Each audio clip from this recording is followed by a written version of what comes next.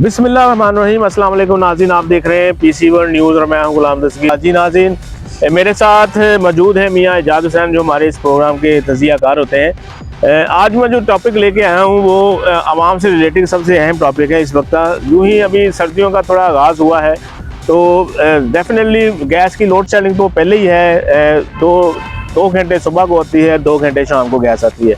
बाकी तकरीबन जो है वो 20 घंटे जो है वो गैस नहीं आती। ये एक लैदा अलमिया है। लेकिन अभी जो लोग घरों में सिलेंडर्स वगैरह यूज़ कर रहे हैं इसी मुसीबत की वजह से यूज़ कर रहे हैं। लेकिन अभी अलमिया ये है कि देखिए अभी थोड़ा सा सर्दी का जो इवेंट जो है तेज़ हुआ है। अभी इतनी सर्दी आई भी नहीं है, थोड़ा स्टार्ट हुआ है तो एलपीजी की कीमतों में 20 से 30 रुपये तक जो है वो इजाफा हो गया है। तो अब ये देखना है कि यहाँ पे जो एक तो गैस नहीं आता, दूसरा यहाँ पे एलपीजी जो है वो महंगी कर दी गई है। और अभी सर्दियाँ इतनी स्टार्ट नहीं हुई। जब सर्दियों का पीक होगा तो तब क्या बनेगा हमारे जो एलपीजी का। तो आइए इसी पे बात करते हैं मियाँ एजाज हुसैन से। जी मियाँ साहब कैसे हैं आप? अल्लाह का शुक्र है जी। मियाँ साहब जैसे कि मैंने तौरफ में कहा कि एलपीजी कीमतों में इजाफा हो गया। हालांकि अभी जो है वो गैस इतनी ठंडक नहीं आई, इतनी सर्दी नहीं आई, तो 20 से 30 रुपये तक इजाफा हो गया है। एक तो गैस नहीं आता, 20 घंटे का लोड शेडिंग है, और उसके बाद ये एक और सिलेंडर जो हम यूज़ करते हैं घरों में आम आवाम जो है उस पर भी टैक्सेस लगा के 20 से 30 रुपये बढ़ा दिए गए। इस पर आप क्या कहेंगे? देखिए, मैं दस्तगीर पहले भी हमेशा यही बात कहता हूँ कि जो हुकूमत होती है वही अच्छाई और बुराई की जड़ होती है। यानी लोग वोट देते हैं और अपने नुमाइंदों को असम्बलियों के अंदर भिजवाते हैं। वो मकसद ये नहीं होता कि वो जाके वहाँ पे अपने जो अल्ले तल्ले हैं वो पूरे करें, अपनी अय्याशियों का सामान करें।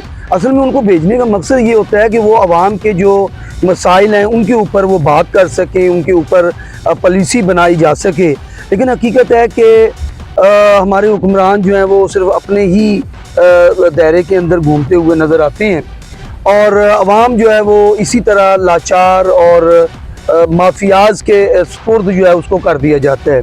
एक तो हुकूमत ने खुद कोई प्लानिंग नहीं की कि आप देख लें कि यानी डोमेस्टिक पहले जो सुई गैस थी वो डोमेस्टिक दी जाती थी, घरों को दी जाती थी, फर्टिलाइज़र को दे दी, उसके बाद इन्होंने इंडस्ट्री को दे दी, फिर इन्होंने ट्रांसपोर्ट को चौथी जगह ट्रांसपोर्ट को भी इन्होंने जो सुई गैस है वो फराहम करना शुरू कर दी।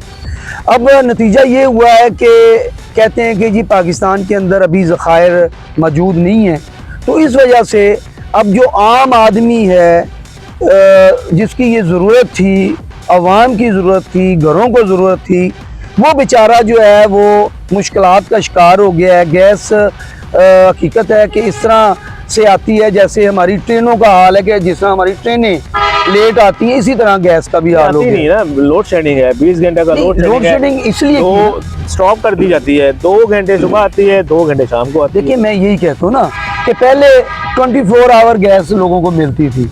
अब ज़ाहिर है कि जब आपने ज़खायर को नहीं देखा, देखिए ज़रूरत तो आवाम की है। जो गरीब आवाम इस मुल्क के अंदर रहते हैं उनको सहूलतें देने की ज़रूरत है, ना कि आप इंडस्ट्री को दे दें। तो इंडस्ट्री किसी और ज़राए से अपने जो है फैक्ट्रियाँ चला सकती है। इसी तरह जो फर्टिलाइज़र है वो भी जो खादें बनती हैं वो भी अपने किसी और ज़राए से वो उसका इस्तेमाल कर सकते हैं। लेकिन घरों को यानी अवाम को जो है वो बुनियादी सहूलत से महरूम नहीं करना चाहिए। मैं ये समझता हूँ कि देखिए, जब आप बेतुका ये गैस आती है, फिर आपको पता है कि जो टेल पे होते हैं जो लाइनें बिछी हुई हैं गैस की, और होता ये है कि कई लोगों को गैस पहुँचती नहीं है बेचारों को, और वो बेचारे सिलेंडर गैस यानी एलपीजी गैस चलाने पे मजबूर होते हैं। अब ज़ाहिर है कि एक तरफ ये अजाब है लोगों को कि गैस जो है वो नहीं सुई गैस मिल रही, और दूसरी जब वो ज़रूरत अपनी पूरी करते हैं एलपीजी, तो एलपीजी पहले तो बहुत सस्ती मिलती थी, लेकिन जब वो माफियाज उसके ऊपर भी कब्जा माफियाज ने कर ली है तो अब वो भी 300-400 से कम जो है वो नहीं मिल रही। तो ऐसे में मतलब गरीब आदमी जाए तो कहाँ जाए, किसको अपनी फरियाद? अच्छा मियां साहब, इसमें सबसे बड़ी तुम सोचने वाली और सबसे दुख दे बात ये है कि हमारे जो बिल्स आ रहे हैं, पहले जो बिल आते थे 300 से 400 रुपये तक बिल आता था, और गैस भी कोई 20 घंटे आ जाती थी, उसमें 2-4 घंटे लोड शेडिंग में। अब ये उल्टा हो गया है। अब देखिए उसमें 2500, 2600, 3000 तक बिल्स आ रहे हैं, जिसमें 1000 रुपया जो है वो जो है फिक्स चार्जेस हैं। क्या है वो समझ नहीं आती आज तक, वो फिक्स क्या है, हम पे डाल दिया गया, और उसके ऊपर टैक्सीज हैं। और उसके बाद जो अलमिया है, चले एक चीज़ हम लेते हैं किसी दुकानदार से, वो पैसे ले ले भाई, चीज़ तो दे ना। अब उस हिसाब से पैसे भी दे रहे हैं और चीज़ भी नहीं मिल रही। 4 घंटे आ रही है और 20 घंटे आ रही है, और उसके बाद अगर लोग जो है बड़ी मुश्किलात के साथ जो है इतनी महंगाई में 250-300 रुपये केजी जो है वो LPG लेके घर आ रहे हैं, उसको चला रहे हैं, अपने बच्चों को खाना खिला रहे हैं टाइमों पर, जो भी है अपने, उस पर अभी 20-30 रुपये बढ़ा दिए जाएँ, और अभी सर्दियों का स्टार्ट है, तो फिर लोग कहाँ जाएंगे मियाँ साहब? बस मैं यही कहता हूँ कि ये रियासत के करने का काम है कि रियासत अगर हमने लोगों को बेचा है तो फिर उनको गरीब आवाम, जो 98% गरीब आवाम है, उनकी जो मसाइल हैं उसके ऊपर तवज्जो देने की ज़रूरत है। और अगर सारी कुर्बानियाँ आप गरीब आदमी से ही मांगेंगे तो फिर मैं ये समझता हूँ कि कब तक अल्लाह ना करे कि कब तक हम इस मुल्क को चलाते रहेंगे। आखिर एक ना एक दिन इसका एंड होना है। ये महंगाई जिस तरह से बढ़ रही है, इसमें आपको पता है खुदकुशियाँ भी जो है वो बहुत ज़्यादा बढ़ गई हैं। फिर जराइम जो हैं, जराइम की शरह इंतहाई ज़्यादा हो गई। बिल्कुल मैं अभी फैसलाबाद की बात करूं, फैसलाबाद में हम ये प्रोग्राम रिकॉर्ड कर रहे हैं, तो यहाँ पे CPO हैं, बहुत अच्छा काम कर रहे हैं। वो अपने अफसरों को भी, जो काम नहीं करता, कारकर्दगी जिसकी अच्छी नहीं होती, उनको भी वो सज़ाएँ देते हैं, मुअत्तल करते हैं सारा। लेकिन उसके बावजूद नॉन स्टॉप क्राइम जो है वो वारदातें हो रही हैं। तो ये बुनियादी वही वजह है कि जब गुर्बत होगी, अफलास होगा, जब लोग भूखे मर रहे होंगे, तो फिर यही हाल होगा कि डकैतियाँ, चोरियाँ, ये सारा कुछ होगा। और मैं समझता हूँ कि यही असल में गवर्नमेंट को करने की ज़रूरत है। और गवर्नमेंट को चाहिए कि उन्हें अल्लाह ने बहुत इज़्ज़त दी है और बहुत वसाइल भी हैं हमारे MP, MNAs और मिनिस्टर्स के पास। तो मैं ये चाहूँगा कि आवाम उनको इज़्ज़त देती है, जो आवाम उस मकाम तक उनको पहुँचाती है, और फिर उनका फ़र्ज़ भी है कि वो आवाम के मसाइल के ऊपर फोकस करें। ये कोई आसान नहीं है कि आवाम के ऊपर वो आसान कर रहे हैं। उनको आवाम ने इसीलिए ऊपर असम्बलियों के अंदर भेजा है, और फिर वो अपने खून पसीने की कमाई से आवाम जो है वो टैक्सेस देती है।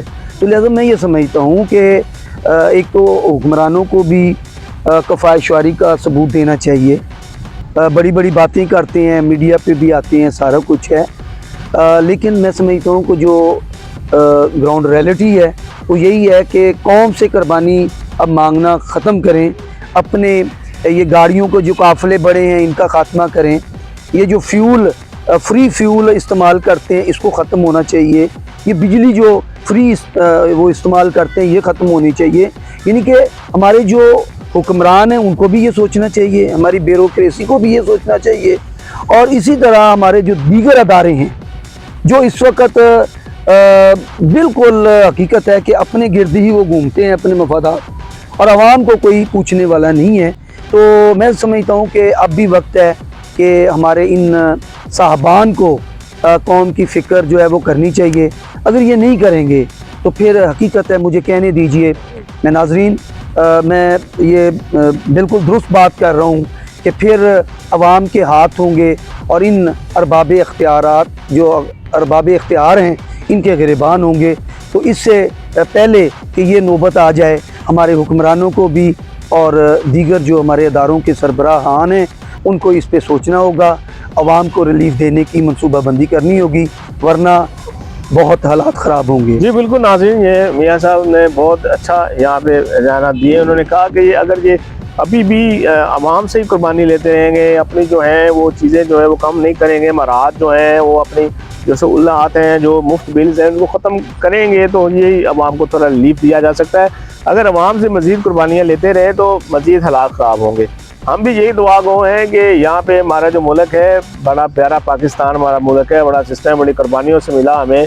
और इस निज़ाम को अच्छे तरीके से चलना चाहिए और आम आदमी की ज़िंदगी यहाँ पे आसान होनी चाहिए। उनको मेन जो चीज़ें हैं बुनियादी ज़िंदगी की, हम अय्याशियाँ लोग नहीं मांगते, अय्याशियाँ नहीं करना चाहते, लेकिन जो मेन चीज़ें हैं, जो खैर है, जो हमारे पास जितना है उनमें से कुछ तो दें हम अपनी आवाम को, ताकि वो हमसे जो है वो इस पाकिस्तान से मोहब्बत कर सकें और हमारे जो है हुक्मरानों के लिए अच्छा रह दो और अपनी जो है बुरहानों को अच्छे तरीके से चला सकें, और ना कि खुदकशियाँ हो, ना कि घरों में लड़ाइयाँ हो, और इसी वजूहात की वजह से बहुत सारे घर जो हैं वो उजड़ जाते हैं। तो अगले प्रोग्राम के लिए मुझे और मियाँ साहब को इजाज़त दीजिए। अल्लाह हाफिज़। पाकिस्तान जिंदाबाद।